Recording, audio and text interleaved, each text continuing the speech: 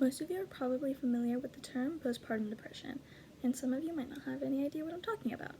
The fact of the matter is that 1 in 7 women are affected by postpartum depression after giving birth, as stated by medicalnewstoday.com. Also stated by that website, postpartum depression can remain a long-term problem for some women, especially if they don't receive any treatment. Recently, the FDA approved the first real treatment for postpartum depression. Until now, women relied on symptom management, but this treatment can be life-changing for women. Treating postpartum depression in women would allow new mothers to better care for their newborns and lower the risk of suicide in new moms. First, I'll explain exactly what postpartum depression is, then I'll talk about how it affects women, and last I'll talk about the treatment that was recently approved by the FDA. So, what is postpartum depression? Postpartum depression is the severe, long-lasting form of depression that affects new moms shortly after they give birth. According to the Mayo Clinic, symptoms usually develop within the first few weeks after giving birth, but they may begin earlier during pregnancy or later, up to a year after birth. Postpartum depression symptoms include depressed mood, excessive crying, difficulty bonding with the baby, withdrawing from family, thoughts of harming yourself or the baby, hopelessness, irritability, and so much more.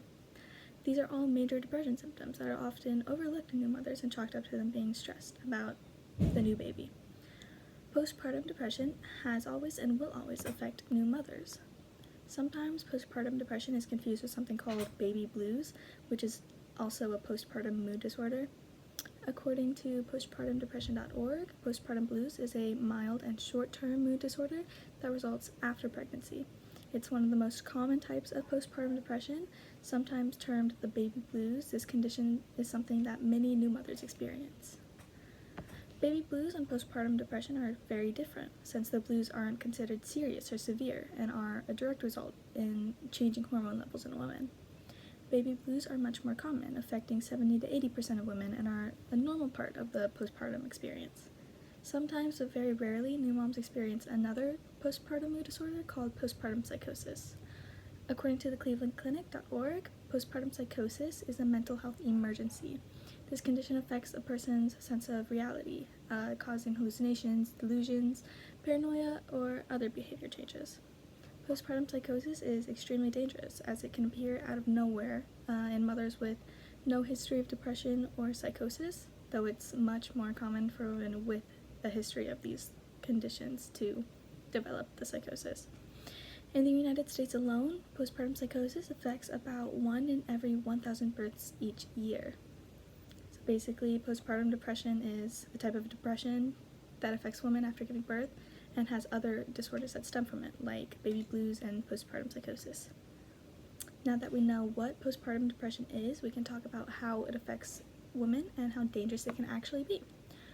Postpartum depression is a major cause of suicide for new mothers, and in extreme cases, it can cause mothers to harm their own children. According to InStyle.com, a study which looked at about 1 million women who gave birth in California from 2010 to 2012 found that 300 women who died during a 1-year follow-up period, suicide was the 7th leading cause of death, accounting for 15 deaths. This statistic may not seem like a lot, but it's still way higher than what's expected. Suicide in new mothers may be more than what's actually reported, since the term maternal mortality only applies to women who die while pregnant or 42 days after the termination of pregnancy. A pregnancy-related deaths only last about 1 year after the birth of the child. This definition doesn't include accidental or incidental deaths, meaning suicide is left out. There's a major lack of research in this field, and as long as there's a lack of research, then more and more new mothers will be affected. In postpartum depression, along with harmful thoughts aimed toward oneself, sometimes comes harmful thoughts toward the newborn child or other children of that mother. Many hear stories in the news about a mother killing her own babies, and we're filled with disgust, which is normal. A normal response, I mean. But many don't understand that this is actually a way more extreme symptoms that comes with postpartum depression and postpartum psychosis. Mothers who experience any postpartum disorder and don't seek any form of help or treatment are the ones who are most at risk. The mania and depression that can come from these disorders are way too overlooked, and they have to be addressed to keep our mothers and our newborns safe.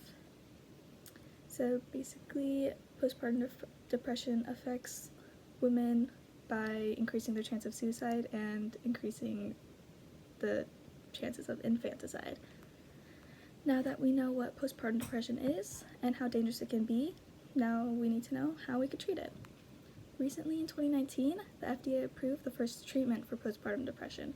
Though there have been other symptom-reducing treatments available, this one is the first one specifically for postpartum depression. The drug is called Zulrosso. It's an IV injection, which Tiffany Farchione of the FDA states, "This approval marks the first time a drug has been specifically approved to treat postpartum depression, providing an important new treatment option." Zulresso is an antidepressant that requires a prescription and is only given under the supervision of a doctor. This drug has some major risks, including sudden loss of consciousness and excessive sedation. As of now, Zulresso is only given through a restricted program called the Zulresso REMS program that requires a healthcare provider to administer the drug in a healthcare facility.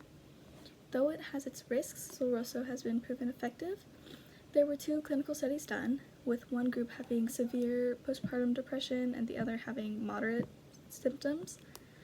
Zulresso was superior in the treatment in both studies, superior to the placebo. At the end of the first infusion, patients experienced improvement in depressive symptoms, as well as improvement after 30 days. This drug is a game changer for new mothers as well as for newborns. Zulresso can and will save lives. It will reduce suicide rates as well as infanticide rates. This was the first treatment approved, and I expect more in the near future. So first, we went over what postpartum depression was. We covered the symptoms and the different types. Second, we talked about how dangerous it could actually be. And finally, we talked about Zulresso, the new FDA-approved treatment specifically for postpartum depression. This new treatment for PPD will save lives of mothers and newborns.